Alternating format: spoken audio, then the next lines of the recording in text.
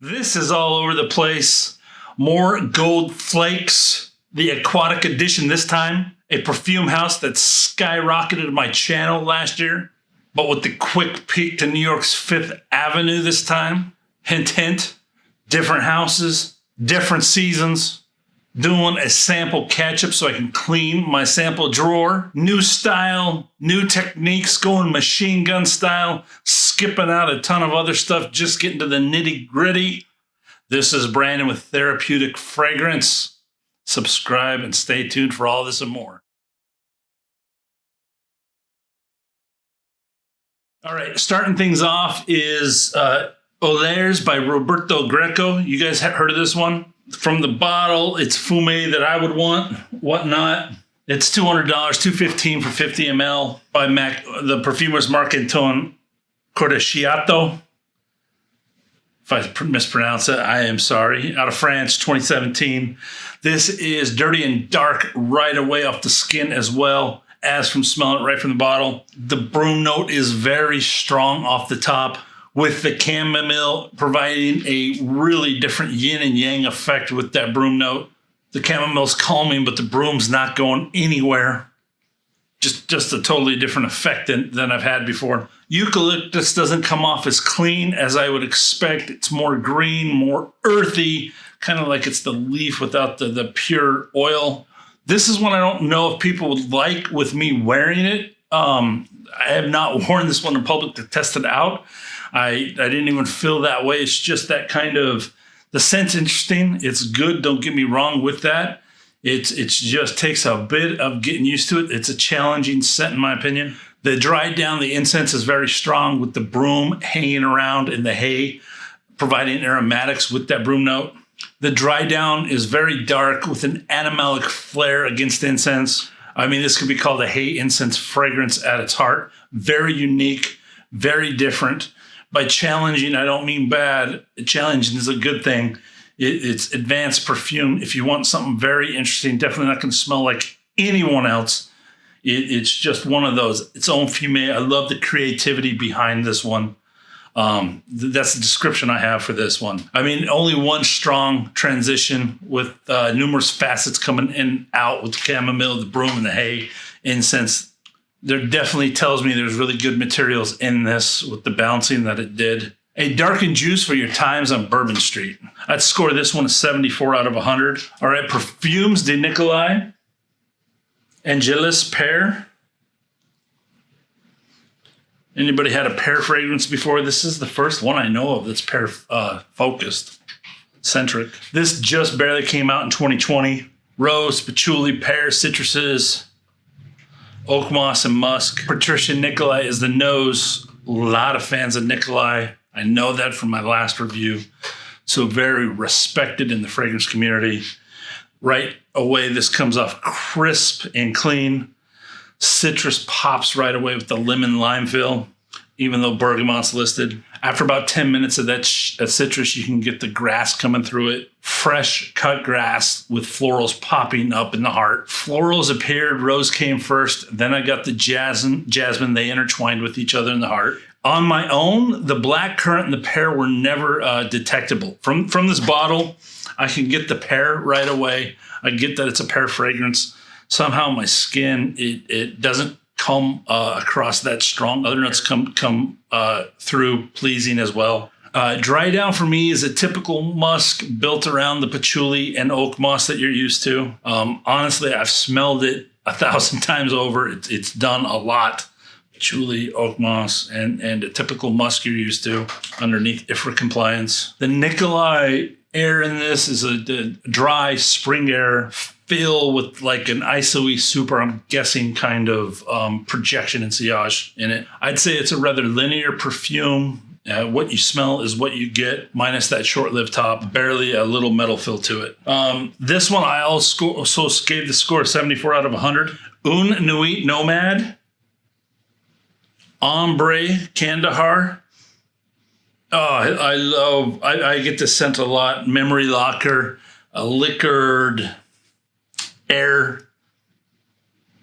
Definitely scents that you're used to, have smelled before. and others, but it good memories with that air that's in it. $120, 50 ml, out of France. Notes are black plum, vanilla, cistus, labdanum, vanilla pot O2, Orris, Absolute, Ylang, Sandalwood, Patchouli, and a benzoin. The plum comes through with, I'm not familiar with the house that much, but the air is, you're used to this air. I can't name the perfumes that it's in from the bottle. I know what memories are just triggered. I wish I could do better for you. I almost want to say like Roja, kind of feel to it. Not the same ingredients, but that type of DNA headed that direction. Spicy and resinous sweet plum off the top. I didn't get much citrus off the top of it. The cistus strengthens everything as that fades into the skin. It is a bit sweet to me as florals really overcome on this one, and that CO2 vanilla really sweetens up your skin. And then the dry down, that vanilla becomes a bit powdered, and it really is a vanilla-centered fragrance. The Ylang was the most highlighted floral for me, and then it becomes a skin scent that's slightly buttered as it dries off. Definitely heavily feminine, soft transition on it. I'd score this one a 67 out of 100. All right, sneaking this one in here, Fragrance du Bois, New York 5th Avenue, right from the cap on the skin. I wore it 3 times. It's got the FDB DNA. If you've ever smelled any Fragrance du Bois so far, they all have this DNA in them. 100 ml is going to set you back $285, 60 feminine, 40 masculine, definitely more feminine pendulum swing to this. Shadi Shamra is the perfumer behind this. I own Santa Complete. I would not own both of these. Both of them have the dry down that you're going to be stuck with for 6 hours. I don't mind. It works with my skin at that price. I don't need another one. My choice with Fragrance du Bois, how I do it is choose your top notes that you want. These are totally different top notes, totally different top feel to it. But once you dry down half of it, the expense that you're paying for is going to be the FDB DNA. The mid did feel a little blue sapphire-ish to me. So that would save you a lot of money if you agree with that. Blue sapphire overall. Definitely a lot more going on in there, but it's double the price. The top of this is very unique, and it forms a unique caramel on the top that's sticky, barely browned. It's this buttery, sweet violet concoction with vanilla showing up on top. Luxurious, rich. I can buy into the 5th Avenue, walking 5th Avenue with this one. The top lasts a couple hours, 2 to 3 hours, and then it fades into that musky FDB cashmere silky filling fragrance. I would like more Gaiac wood in the dry down of this one to make it a little difference from the other FDBs I've had. Reviewing FDB is so hard. I mean, it really feels like a knockoff and not its own original perfume, that the DNA is so similar to them both. I mean, it's like they're going for more confusion and cells versus creating unique perfumes. It's like just create all these fancy names, this stock DNA, and it's expensive and it really doesn't give you that much uniqueness. There's better ways to spend my money personally. Overall, I'd score this a 70 out of 100. Quick opinions, quick fragrances, we're just getting through them. All right, Atelier d'Ors. I ordered this with the Lumphaline. This is Riviera Lazuli, the aquatic one. The blue bottle still has the gold. Smells aquatic from the bottle. So aquatic. Smelled one, you know exactly the essence that I'm talking about right there. $100 or 100 ml, $225. Lemon, cypress, bergamot, clary sage, cedar, Gaiac, immortelle, fir, balsam, incense make up the notes they give. On top, this is a top that can stand up a little bit to Acque de Parma's Colonia Essentia. We're almost there. That one is original. Read the review. Without the aquatic, if I got that top in perfume, I'd buy it over and over again just to have it for an hour on me. It's so majestic. This is that same feel. Feels copied from that a bit. Just slight differences from that. It does carry the Atelier d'Ors DNA, aquatic DNA. So, but it definitely has that aquatic feel that all of them have. The sage and cypress just work with citrus in a perfect way on an aquatic. I love it. I love it as a top fragrance. I did with the Aqua de Parma too, till the soapy dry down. The shapeshifter in here, the secret sauce in here is that Immortale. It really just sweetens and syrups up those herbal aromatics and citruses to make this just like a drink, a citrus syrup drink in the summer that just refreshes you. Dry down is soapy sweet incense. Does get a little bit of incense that adds a little bit difference to the aquatic, but feels like it really doesn't know what it wants to be.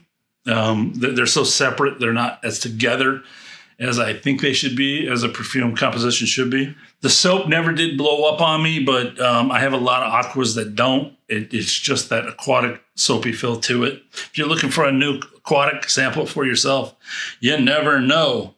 For me, I score this one 69 out of 100. All right, Mona Di Oria, have her on the channel already. This is the Dojima. Thought I'd just give you my thoughts on it since I went through, smelled it, wrote them. This one, way too feminine for me. I'll put it at 80 feminine, 20 masculine. The powder just feminine, just swings it way too far for me on that side. The top has a rice accord, nutmeg absolute, amberette, jasmine, orange, clary sage absolute, labdanum, CO2, sandalwood, and precious musk. Those musks are white to me, very white to me if you're familiar with that clean, soapy, that kind of feel. Off the top, I get a huge, good memory of this going to the swimming pool as a kid. Must have been someone there, maybe babysitter or something that wore something like this. The rice and sandalwood come up front for me. The DNA smells different from the others I've sampled from the house. I can smell quite a bit of use of musk that I haven't smelled in other ones. I own a thick white musk from Scent Salim that's white and consistency of a thick shampoo. And it smells like what that is in the base of this fragrance. And Brett's shouts through the top of this. I smell that really well. The heart is where it really turns and powders up quite a bit for me. Really floral, clean, white, musky, and feminine. What am I doing here wearing this? Labdanum gets super soft and powdered. This has gone to a women's powder room and fast. Uh-oh. Okay, critiquing hats on. The whole fragrance is built really well, just not for me. It's mixed with luxuries, jasmine aromatics. All of it shines through. The dry down for me still has like a shampoo lotion kind of vibe overall to it. The whole perfume has that kind of vibe to me overall to it. I scored this one 70 out of 100. Sample for yourselves. All right, we'll stop there. 6 reviews, machine gun reviews, just the nuts and bolts of the review. Hope you guys are liking that. I'm really piecing out what parts aren't being watched. And guess what? I'm going to have another place to put the other parts of my reviews for easy data and you guys to play with the data, the scores, the celebrity names if you want to. Some people like that. Some people like that. So I'll just give it to you over there because this takes a lot more work to actually voice it out and edit the whole video. So we'll just do it that way. And we'll see how this machine gun style goes. And now I get to cover houses, get to score them. This is full critique. I'm not trying to be mean or anything. Just, I want to give you an overview of when I'm spending, or a lot of people are spending lots of money on my suggestions. So I really want to give a balance of what I think over everything. It's a big reason why I'm going through scoring everything. And the other is, honestly, 100% honest, I am learning composition still to this date.